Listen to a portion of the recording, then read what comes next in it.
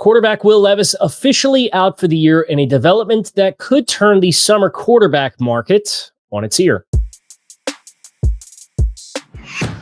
I'm Kyle Krabs with A to Z Sports, and Tennessee Titans quarterback Will Levis is officially down for the count in 2025. He's elected to undergo season-ending shoulder surgery on his throwing shoulder from an injury that he suffered early in 2024. Now, it's an unceremonious end to Levis' season, but it does set the Titans up to give the number one overall pick, Cam Ward, firmly the reins without having to veil any quarterback competitions throughout the course of training camp. But it does potentially put the Titans into the backup quarterback market. There's not a lot of names available on free agency that really grab your attention. The top names probably Carson Wentz. Teddy Bridgewater came out of retirement last year to sign with Detroit. That's potentially another name from the veterans' standpoint.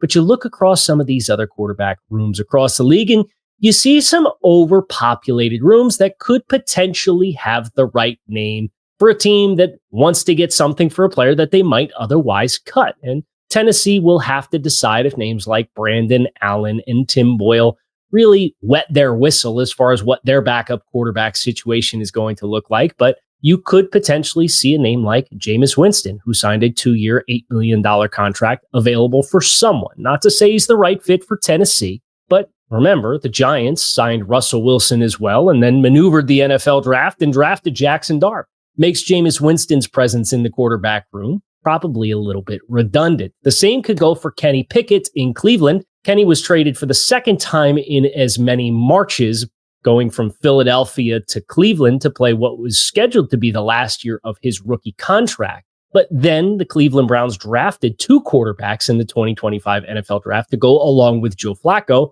who is probably looking at the inside track to serve as the starter. So the question is, are the Browns going to carry four quarterbacks? Are the Giants going to potentially carry four quarterbacks? And if the answer is no, and the Titans or somebody else doesn't like what their backup quarterback situation looks like, could you potentially see somebody move?